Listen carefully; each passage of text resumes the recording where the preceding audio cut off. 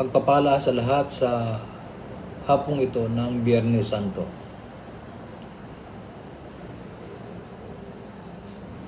Ang Nazareth, mga kapatid, at ang Kalbaryo ay dalawang magkaibang lugar.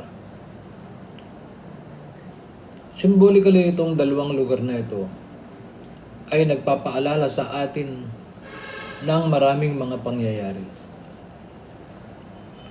Ang Nazareth ay hindi isang bantog na lugar.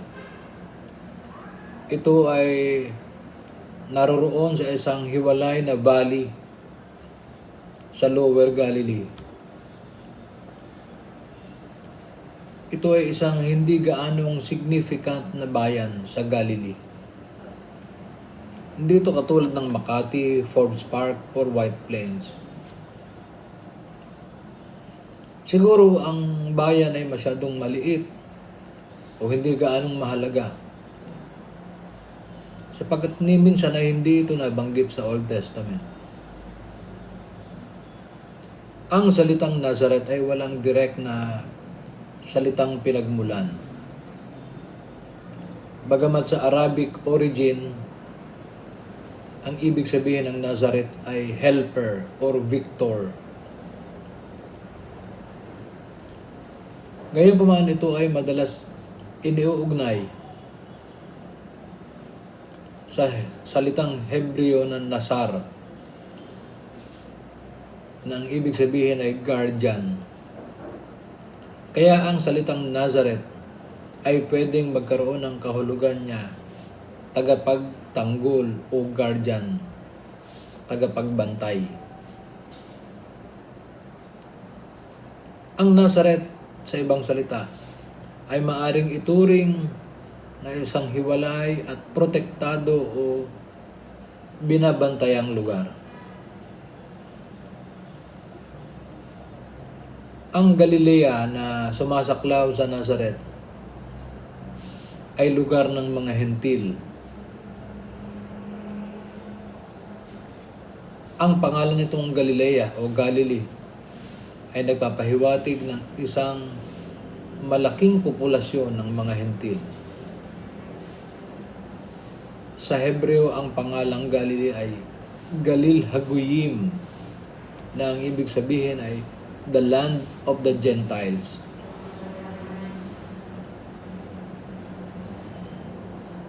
Noong mga panahong yon, ang Galilea ay itinuturing ng gobyernong Romano na teritoryo ng mga rebelde.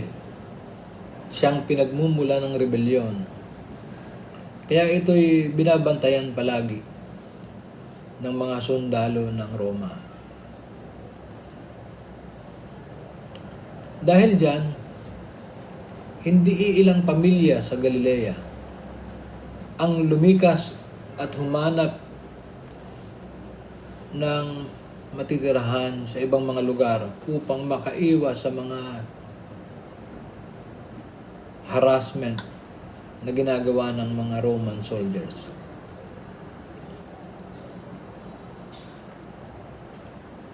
Ang nais kong ipahiwatig sa inyo ay ang katotohanan na ang ating tagapagligtas, si Jesucristo,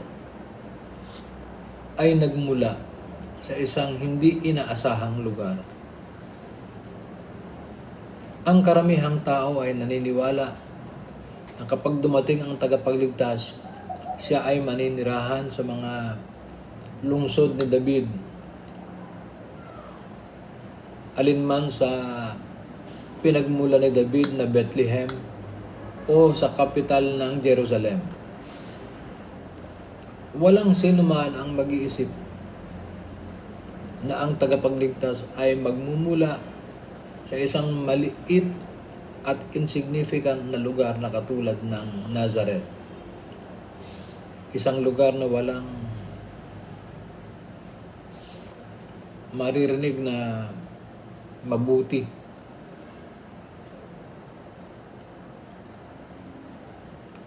At ngayon din ito ay nasa lugar ng Galilea.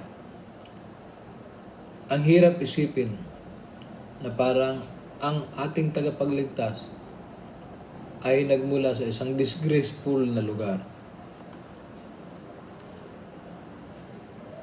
Subalit mabuting alalahanin na ang mga propeta ng lumang tipan ay nagsabi na ang tagapagligtas ay isang ordinaryo lamang.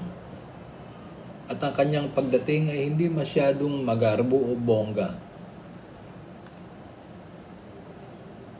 At ang Nazareth ay isang nakakatakot pangkaraniwan na lugar ni hindi nga ito makikita sa mapa ng panahong yun. Hindi alam ng iba na meron palang lugar na Nazareth. Bagamat nakita na ito ng mga propeta na ang tagapagligtas ay hahamakin, sasaktan, pahihirapan. Katulad ng nakatala sa Isaiah 52:13 hanggang 53 o yung tinatawag na suffering servant. Ang karaniwang pagkakilala ng mga tao sa Nazareth ay isang lugar na hindi pinagmumulan ng kahit anong mabuti. Kaya pagka ikaw ay tinawag na Nazarene, yan ay isang insulto. Ngunit natupad ang propesiya. Si Jesus ay isinilang at lumaki sa Nazareth. Doon niya ginugol ang mahigit 30 taon ng kanyang buhay. At tila meron itong kahulugan para sa atin. Na ang ating Diyos, makapangyarihan, malakas, ay dumating sa atin. Hindi sa pamamagitan ng ating inaasahan o hindi sa inaasahan nating uri ng kapangyarihan at otoridad na kanyang dadalhin. Subalit sa isang mababang lugar, hindi inaasahang lugar na katulad ng Nazareth. There is no other way that God would reach us but through Nazareth, through humble and unexpected way. Para sa akin, ito ay nagpapakita na ang Diyos, ang tanging makapangyarihang hari, ay bumaba sa atin na balutan ng mga pangkaraniwang bagay at nanirahan sa pangkaraniwang lugar hanggang sa siya ay lumaki. Nakipamuhay sa mga pangkaraniwang tao. Ang Diyos na nagkatawang tao, hari,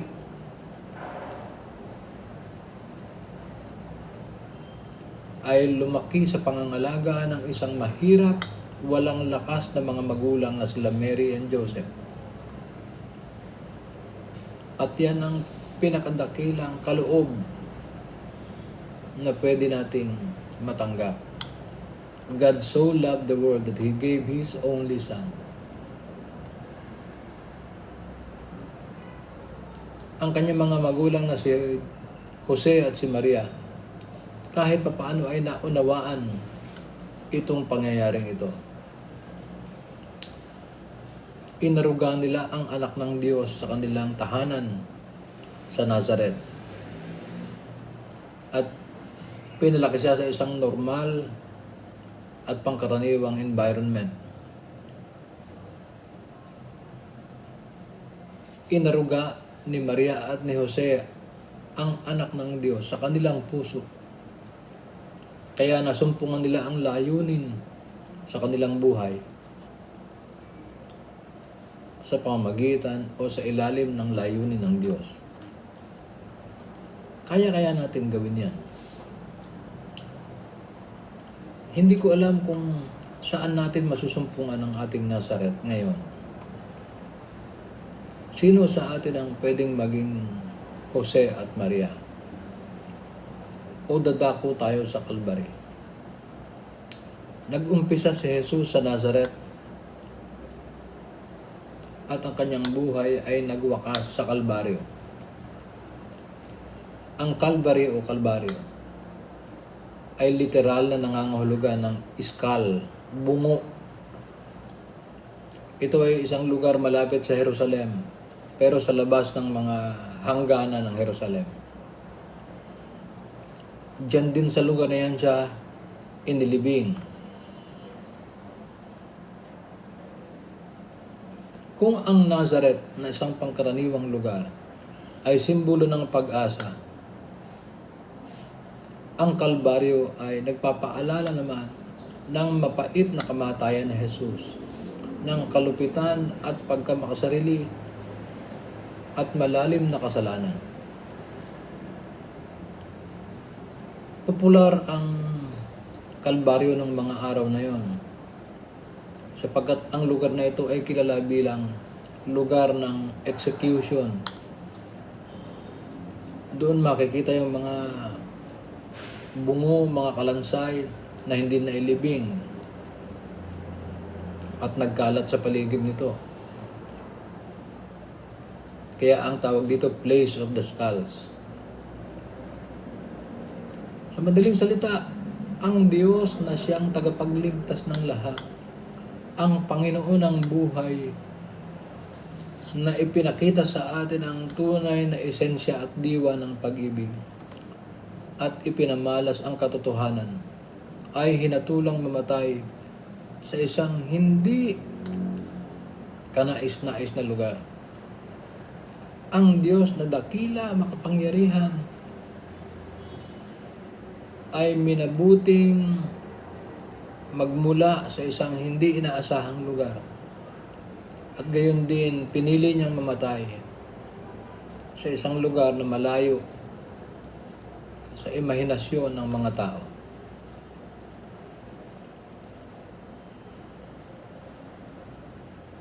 Nagsimula sa pangkaraniwan, nagtapos sa pangkaraniwan. Ang ibig sabihin nito, ang Diyos ay umaabot sa atin sa paraan na malayo sa ating inaasahan. Sa katedral, hindi. Sa palasyo, hindi. Sa isang marangya at mayamang lugar, hindi. Ito ba ay sa lugar na kung saan ay komportable at makikita mo ang kapangyarihan? Hindi. Siya ba ay sinalubong ng mga malalakas na awit ng haleluya, ng mga kagalakan? Hindi rin. Sapagkat ang kanyang layunin ay nagtapos sa lugar na tinatawag na Kalbaryo. Ano ngayon ang pipiliin natin? Ang Nazareth ba? Ang Kalbaryo? O ang pinakakomportableng paraan na nakasanayan natin? Nasa atin ang pagpapasya. Subalit iisa lang ang nais kong bigyan ng pansin. Ang ating Diyos ay mayroong sariling paraan kung papaano tayo aabutin. Gaano man ka walang halaga o gaano man ka walang pag-asa o hindi importante tayo o ang ating kalagayan, ang mensahe ng Diyos sa atin ngayon, ang Diyos ay palaging umaabot sa atin.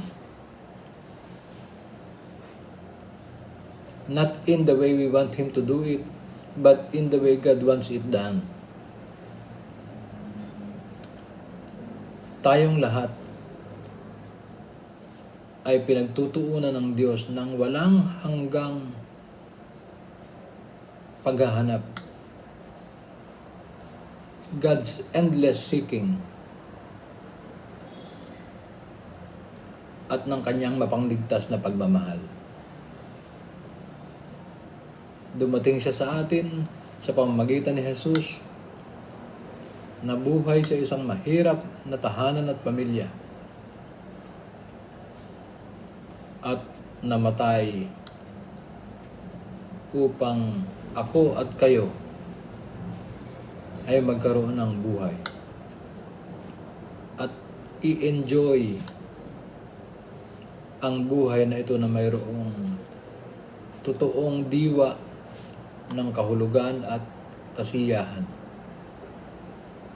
Kung si Maria at si Jose ay kinupkup si Jesus sa kanilang tahanan at buong pagmamahal siyang inaruga sa pag-ibig, hindi ba natin pwedeng gawin yun? Nawa mga kapatid,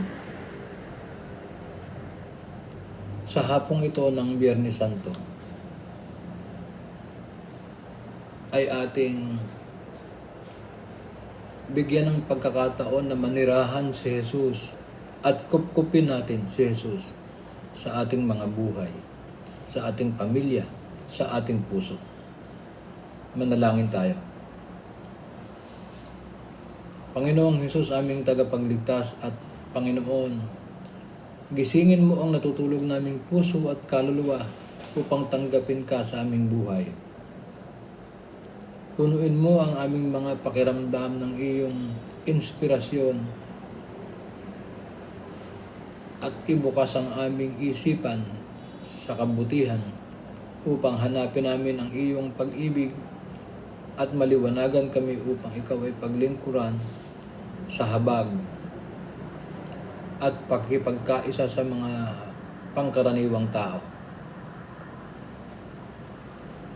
Bigyan mo kami ng tiyaga upang maghintay sa iyong tunay na pagdating sa aming buhay. Bagamat aming inaangkin ang iyong pangako ng pagliligtas at biyaya. Naway ang araw na ito ay magbadya hindi ng diwa ng kalungkutan sa aming buhay, kundi ng pag-asa, sapagkat ang iyong katotohanan ay hindi nagtapos sa Biyernes Santo. Meron kaming aabangang linggo ng pagkabuhay na siyang magdudulot sa amin at magbibigay ng tunay na pag-asa sa pangalan ni Jesus. Amen. Purihin ang Panginoon.